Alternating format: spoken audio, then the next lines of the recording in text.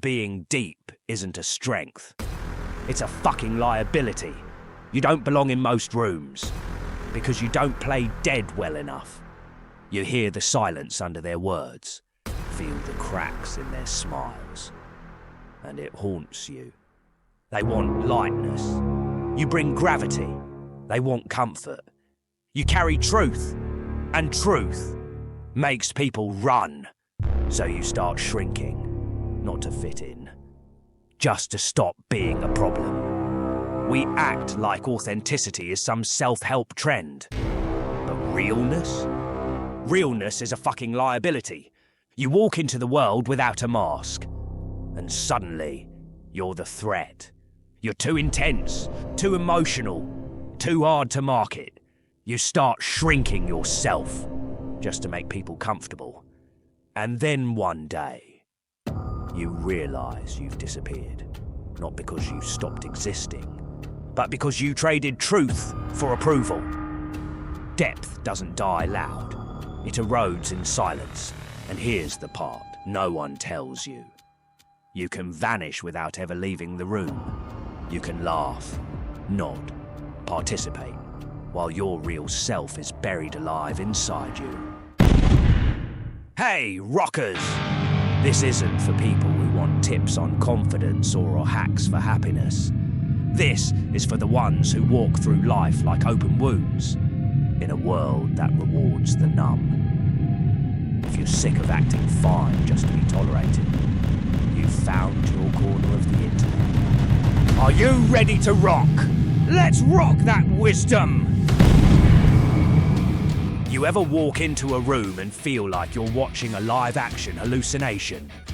Everyone's smiling, sipping, talking, but it's like they're cosplaying human. You stand there, nodding along, but your brain's screaming, "This is not real." And yet, what do? You smile, you nod, you stay. Because calling it out would make you the problem, right? So you fake it. Because when you finally do say the thing no one else will say, the room glitches. They look at you like you've farted during a TED talk, and you were the speaker. So you retreat. You say you need space, but really, you're just done begging to be heard by people who only fucking echo. So you get quiet. Not because it heals you, but because every time you speak, something in you disappears. The smile, the phrasing, the fucking tone. You think silence will protect you, but all it does is hide the wreckage. You're not at peace. You're just unsupervised. And after a while, silence isn't peace. It's just the last place you haven't had to lie. You sit alone, not because you're broken, but because it's the only place you don't have to explain who you are. A man can be himself only so long as he is alone. Schopenhauer called it.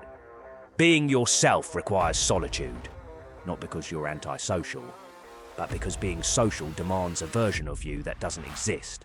Because that version of you isn't real. It's not a full person, it's just the parts you think are safe, the parts that won't get judged, rejected, or left behind.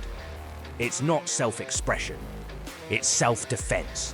And if you keep showing up as someone you're not, eventually you'll forget there was ever someone else beneath the performance. But don't confuse being unseen with being free. Hiding feels clean, but give it enough time.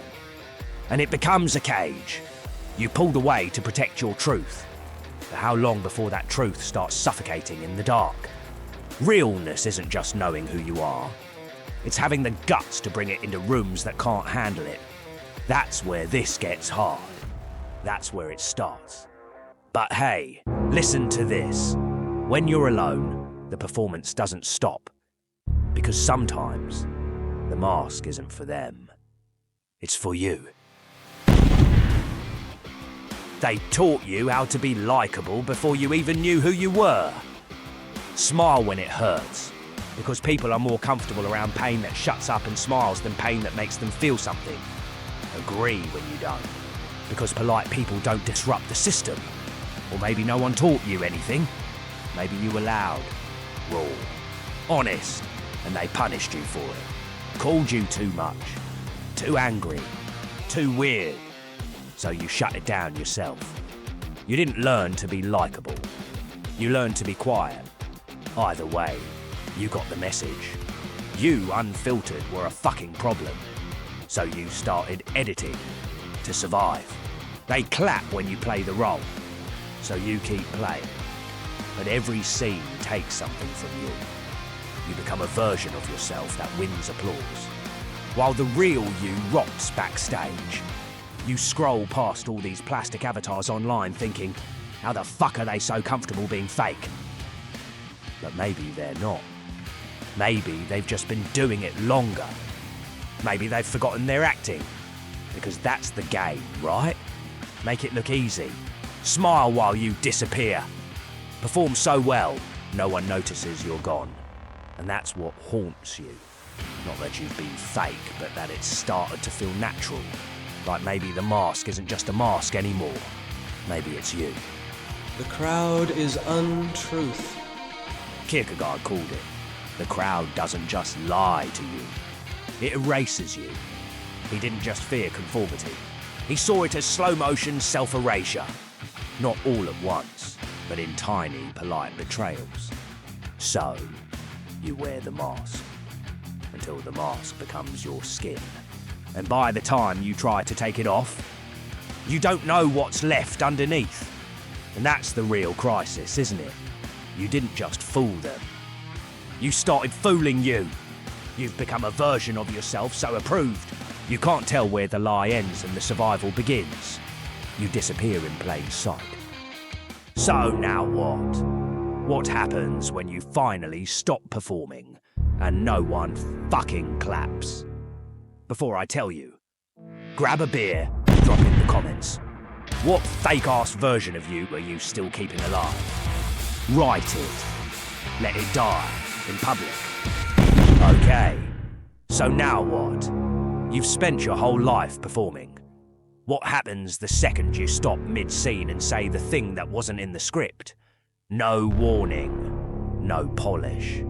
Just truth that hits like a fucking car crash. There's a moment. Not dramatic, not loud, just real. You stop performing, mid-sentence, mid-smile, mid-life. And say what you actually fucking mean. Not to shock, not to hurt. Just to stop lying. But you know why that moment terrifies you? Because once you say it, you can't unsay it.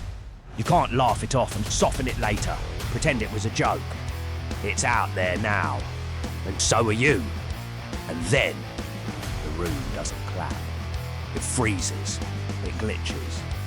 Suddenly, you're the problem everyone politely avoids. They don't know what to do with truth unless it's gift-wrapped in humour. So they label you intense, negative, difficult. And because of this, let's be honest, how many times have you flinched back instead? Bit your tongue, laughed at shit that made your soul rot, just to stay welcome in rooms you secretly hate. You've been performing so long, you think the silence means safety. But the silence is where your truth goes to fucking die. You're at the dinner table, they say something off. Again, soul-numbing. Everyone laughs, you swallow it. Not because you agree, but because you've learned truth ruins the meal. But sometimes, the truth doesn't wait for your permission. It claws out of you, like it's trying to save your fucking life. Live to the point of tears. Not the pretty kind. Not the type you monetize on a fucking podcast. The soul leaking out of your skin kind. Where the truth spills out because your body can't contain the lie anymore. That's what Camus meant. Not a performance. A rupture, not vulnerability. Exposure, not a message. A fucking lake. That's the moment you stop choosing silence and start choosing scars. You didn't say it to be liked. You said it because staying quiet was killing you faster. And now, you're radioactive. People don't avoid you because you're wrong. They avoid you because your honesty shows them everything they're still hiding from. Camus knew, truth isolates, but it's the only rebellion that actually means something. You're not rejected for being unkind. You're rejected for being true. And that kind of exile, yeah, it fucking hurts. But it still hurts less than self-betrayal. So here's the question. What truth are you still swallowing just to be liked? What does it cost you every day? You choose silence over friction. Because the second you say something that costs you comfort, you stop being manageable and you start being fucking real. And yeah, it might cost you people. But if being loved means shutting up, then what they loved was your silence, not you. You finally told the truth. You dropped the people. Now you're alone. No mask, no applause, no one left to impress. So here's the question. Who the fuck are you now? You stop performing. The masks hit the floor. And at first, it feels like liberation. But then, it hits. The raw, ugly. What the hell am I now feeling? No script, no applause, no role to play. Just you. And the chaos underneath. You thought truth would feel clean. But it's messy as fuck. Lonely. Loud. You start questioning everything. Especially yourself. You must have chaos within you to give birth to a dancing star. Nietzsche said the chaos isn't the problem. It's the fucking crucible. He didn't want you to tame the storm. He wanted you to become it. You don't get to become without burning. You don't get to speak without first screaming. So yeah, you're wrecked, shaking, alone. But for the first time, it's your voice echoing through the rubble. That's not weakness. That's the birth of something real. But here's where most people flinch. This is where they crawl back to the performance. Not because it fits, but because it's familiar. This is the part you always skip. The part where things aren't clear, but they're finally yours. Where no one's clapping, but you're still speaking. You didn't lose yourself here. You lost the lie. And that's the only part of you that was ever welcome. So yeah, it hurts. But don't you dare glue the mask back together. You'll never get another clean break. Not because the door won't open again, but because next time you'll convince yourself it was never a door at all. So now that the old you is dead, what the hell do you build in its place? Because the next version of you, it's not polished, it's not presentable, it's a fucking rebellion. You wake up, no mask, no role, no audience, just breath and time, and the quiet ticking of death in the background. And suddenly, every choice feels sacred. Not dramatic, sacred, because you realise how much of your life was theatre. And deep down, you knew it. You felt it every time you smiled when you wanted to scream. You weren't confused, you were compliant. But now, no more curtain, no more character. You've run out of versions to hide behind. Only a being concerned about its being can be authentic. Heidegger didn't preach comfort. He said, Remember you're dying, and let that make you honest. He saw authenticity not as style, but as a life lived under the weight of death. And you've been living like you have time, like you can put off truth until it's convenient. You can't. You're already bleeding seconds. When you stop living for applause, you start living for impact. You stop asking, do they like me? And start asking, did I mean that? Your truth won't trend, it won't go viral. It'll probably cost you, but it'll be real. And real leaves a mark. You don't have to be loud, you just have to be real. In a world that punishes realness like it's a crime. And that's what makes it revolutionary. Because every time you tell the truth, and they flinch, leave, recoil, or laugh. You're still standing. And that's not rejection. That's resistance. You weren't born to blend in. You were born to break shit. So mean it. Out loud, before the silence swallows you. You weren't born to be palatable.